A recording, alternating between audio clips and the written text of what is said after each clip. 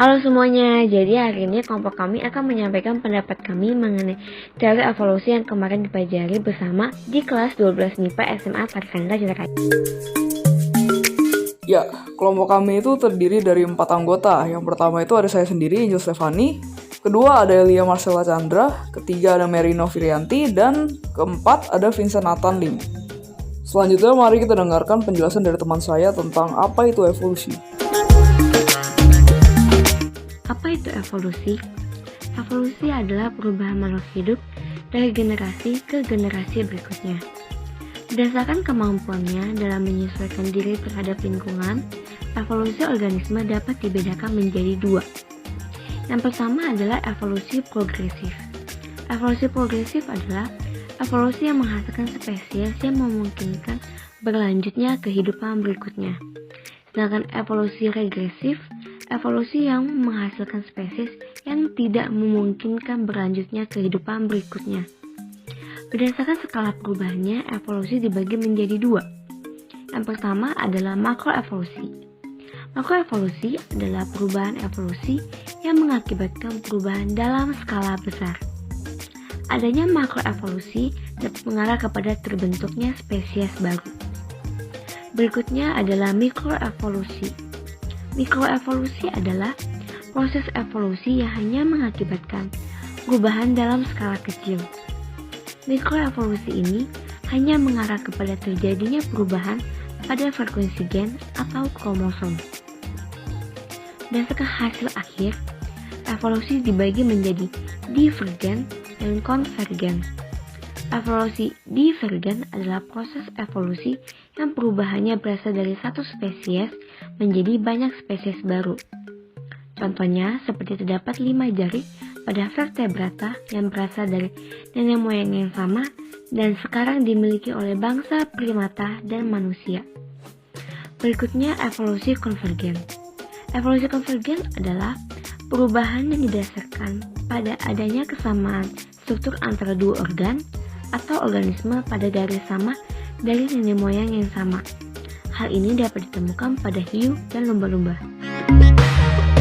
Tahukah kamu bahwa setiap perubahan makhluk hidup berdasarkan seleksi alam?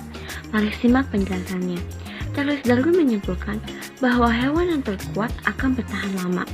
Contohnya seperti ada jerapah yang lehernya pendek dan ada jerapah yang lehernya panjang. Jerapah yang lehernya panjang dapat memakan daun yang berada di puncak pohon. Sedangkan jerapah yang lehernya pendek akan kesulitan untuk mencapai daun yang berada di puncak pohon. Dan pada akhirnya tidak dapat bertahan hidup atau bisa dikatakan mati. Apakah benar bahwa evolusi itu terjadi? Apa contohnya? Tahukah kamu bahwa fosil merupakan bukti terjadinya evolusi? Dilansir dari ScienceMag, ada beberapa alasan mengapa penemuan fosil kuda selalu menjadi bukti nyata adanya evolusi.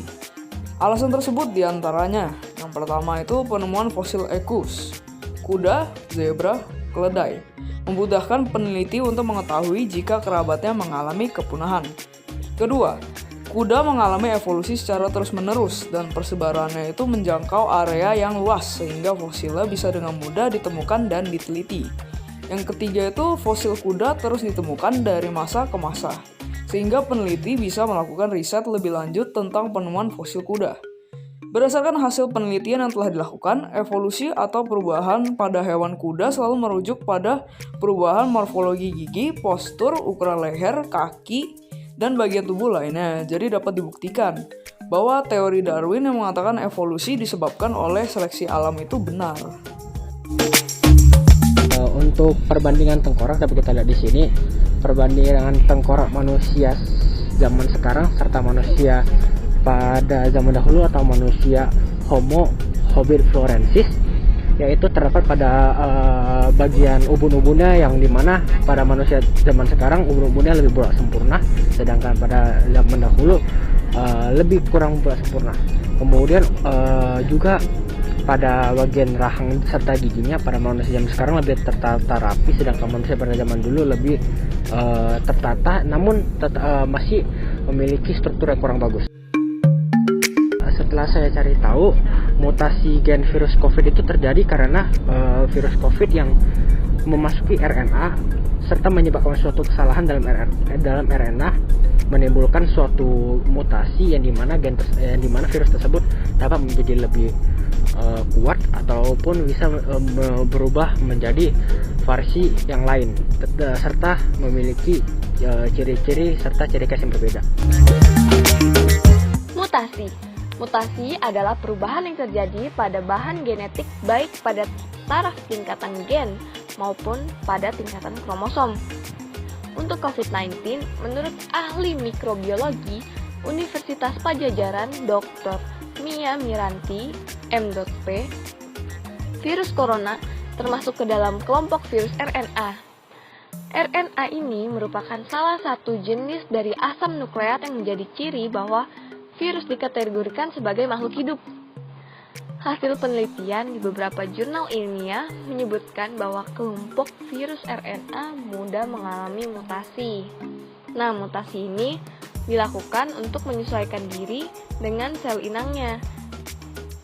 Sejak dari Wuhan, Tiongkok, virus corona sudah mengalami mutasi sehingga dia mampu bertahan pada rentang suhu 5-10 derajat Celcius. Namun ketika menyebar ke Iran dan kawasan Timur Tengah, ia memperkirakan bahwa virus telah mengalami mutasi kembali yang memungkinkan dia bertahan terhadap suhu panas. Virus corona di Indonesia sendiri sudah mengalami mutasi juga. Nah, menurut laporan dari Eichmann Institute beberapa waktu lalu, menemukan bahwa virus corona di Indonesia memiliki strain yang berbeda dengan virus di Wuhan. Nah, mutasi suatu virus ini juga bisa lebih berbahaya jika dipengaruhi oleh sejumlah faktor.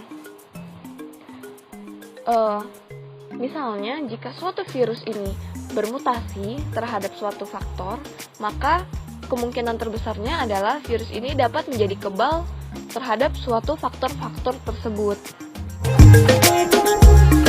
Kesimpulannya, menurut kelompok kami, teori evolusi ini memang benar adanya. Hal ini dapat dilihat dari penemuan fosil-fosil yang berkerabat dan juga kasus mutasinya virus corona untuk bertahan sampai saat ini juga. Nah, faktor yang sangat mempengaruhi evolusi menurut kami adalah faktor seleksi alam. Sehingga yang bertahan hidup adalah makhluk yang dapat menyesuaikan diri dengan lingkungannya. Sekian pendapat dan penguraian penjelasan dari kami. Terima kasih telah menonton dan mendengarkan.